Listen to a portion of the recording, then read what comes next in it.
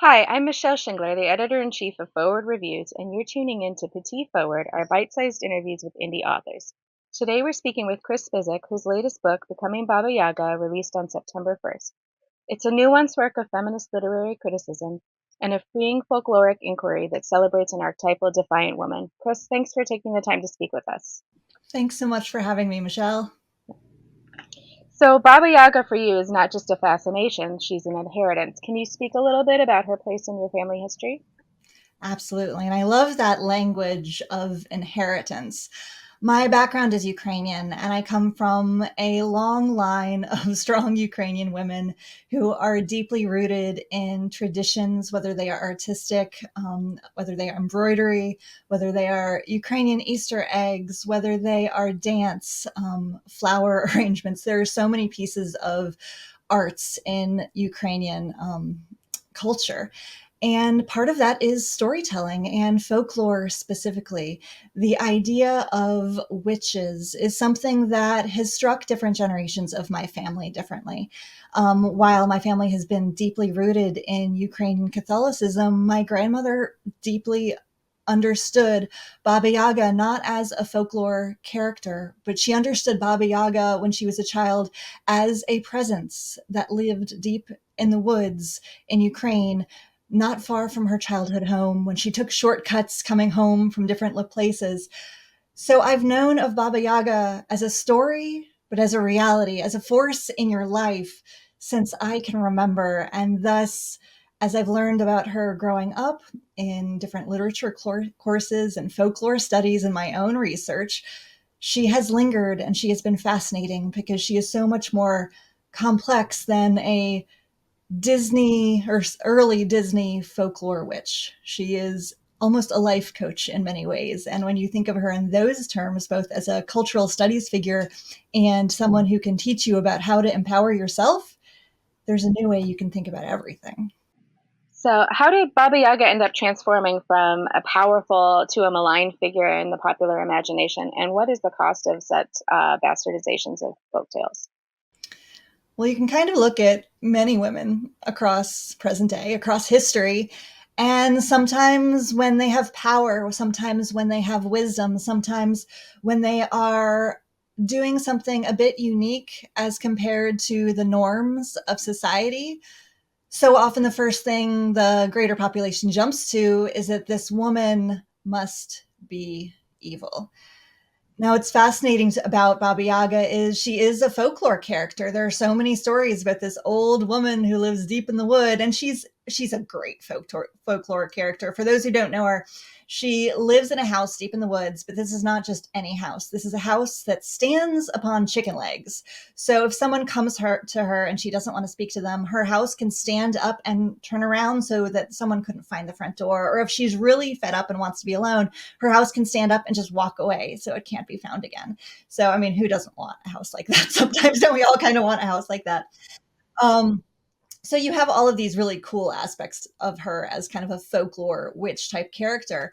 But when you look into the history of how Baba Yaga became Baba Yaga as we know her today, you suddenly are chasing down these breadcrumbs of history of goddesses of Eastern Europe that have existed for hundreds, if not thousands of years, and little character traits that existed in so many different locations that have been tucked and folded into the Baba Yaga story. In fact, the first time she's ever noted in the historical record, the first time we can find her in writing, is actually a reference to her not as a witch, but it's as a goddess in 1755. So, this idea of Baba Yaga as an evil witch, that's a bit of a change from how she has been known in the past. And again, this is where the fascinations, and I had to chase down the story. Yeah, and they're such wonderful retellings. How close do you think those retellings of the tales come to the spirits of their originals, and where did you differ? What I had so much fun with in writing this project was the idea of not only chasing down all of these breadcrumbs, but I had the opportunity to do retellings of these tales. Where so often, when you start looking at folklore anywhere in world storytelling history, you often have the examinations of the folklore or the retellings, but not necessarily a side by side where you get to see the classic tales right next to, well, where did this come from? What is the inspiration of this one detail? How has it been twisted, like this game of telephone that has been changed by every single teller down the line?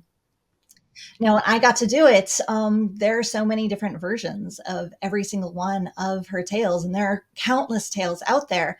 But I consider myself one more link in the chain, one more teller in the game of telephone, where I'm going to take her stories and perhaps twist them slightly for a modern lens. And I will, in the analysis piece of each one of those stories that I discuss, we talk about all of the changes and iterations through history that have put their own fingerprint on the telling. And I definitely have my own, but I own up to every single one of them. Yeah. So which Baba Yaga story is your personal favorite and why? There is one Baba Yaga story where Baba Yaga is not the central character, but I guess I should say that is true for every Baba Yaga story. Baba Yaga is almost never the central character. She is always this wise woman of the woods. She is sometimes this force of absolute horror in the distance. But my very favorite Baba Yaga story is a story about Queen Maria Morovna. And it's about this all powerful queen who is a woman who is well respected, who is also a warrior who is fighting for her kingdom. And okay, so that as a protagonist hooked me from the very start, and it has since I was a young child. But through twists and turns, and I won't give you all of the ins and outs, you can read the book for that. Through the twists and turns of the story, the immortal wizard Koshi the Deathless kidnaps Maria Morevna, and through a fault of actually Maria Morevna's husband, who is a prince named Ivan. And so Prince Ivan is trying to fix the mistake that he made, and he has to go seek out the wisdom of Baba Yaga, who lives beyond a river of fire. And it's the matter of shaking his wife's handkerchief that makes a magical bridge appear over the river of fire to even reach Baba Yaga to be able to solve things. Because when Baba Yaga exists in folktales next to all of these other classic Slavic folktale characters like Koshi the Deathless, she's always still the most powerful one. Even when you have this immortal male wizard, Baba Yaga is always still more powerful. There's so many elements of that story that I adore. And of course, I had to choose it as one of my tellings in becoming Baba Yaga. Okay, so this is a very empowering book because of all the ways you retell Baba Yaga's story. In this contentious political season, what wisdom do you think Baba Yaga has to offer to women in particular? So often, as I said, women can be aligned now as in the past. And I think sometimes there can be wisdom in someone who is a little bit distanced from the political world. There can be wisdom from somebody who has lived a long time. There can be wisdom in someone who has a fresh perspective on things. Baba Yaga has a question that she asks over and over again to so many of the protagonists who come to her. And she asks, this appears in so many different stories, are you here to do deeds, or are you here to run from them? And I love that question so much because, I mean, who among us, as we wake up in the morning, if you ask ourselves that question, are you here today to do deeds, or are you here to run from them? It's a great powerful question for ourselves. But I think when you look at the world around us, when you think about what impact you can make, when you think about what impact leaders can make in our different world, who is out to do deeds and who is not, who is out to empower the world, empower different voices, empower the people, whether they are in the center of society or if they are the old lady on the outskirts of the woods, who would take everyone seriously equally. And I think it's fascinating. And I think sometimes we're living in a world right now where it feels like horror surrounds us. There's a lot of scary. There's a lot of darkness. There's a lot of terror when we're looking outside our front doors and when we're looking at news media and when we're looking at so many different things. The world can be scary. And when you have a force and a character like Baba Yaga to reflect on, I think this book is coming out right now, not only in a time relevant to the Halloween season when everyone is a little bit more inclined sometimes to think about darkness and witches, but it's also coming out in a term in American history and world history where things can be scary. And when you're actually turning towards the scary and turning towards what are the lessons here? What is the wisdom here? What is it that I'm running from? What deeds can I do if I'm unwilling to, or if I am willing to confront the shadows? It's interesting for us all. So this is not your only Baba Yaga project. What other Baba projects have you worked on? So this is my fifth book, and I've been so honored to dive deep into the nonfiction world of the historical analysis and the cultural transformations and revolutions over thousands of years that have brought about Baba Yaga and her story.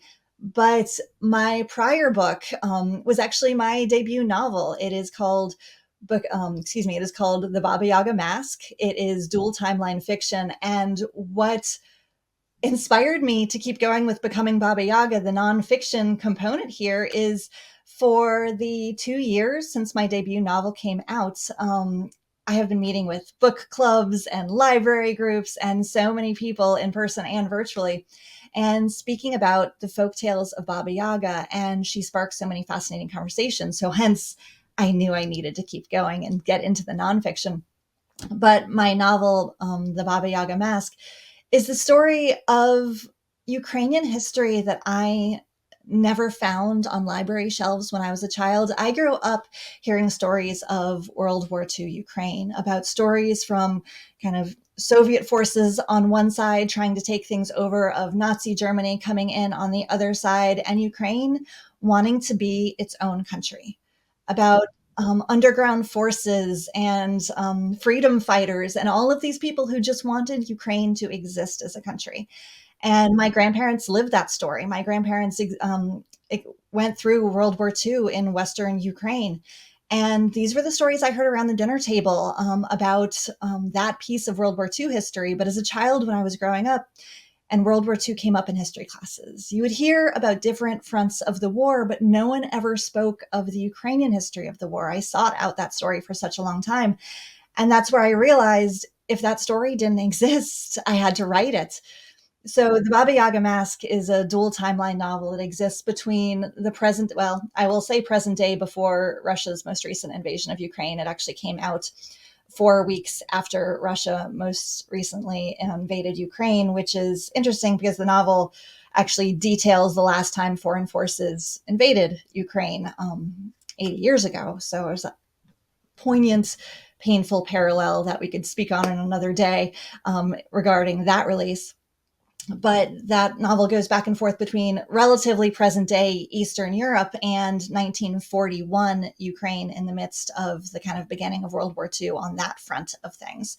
And it details this story of a grandmother who, in the present day, she has not been back to Europe since she left it post World War II. And she declares that before she dies, she needs to see Ukrainian dancing on soil where it makes sense. So, through many arrangements, she gets on a plane, goes to Eastern Europe, steps off that plane, and disappears. And it is the story of her two granddaughters that are kind of bordering either side of 30 years old, one with a young family, one who is fiercely independent.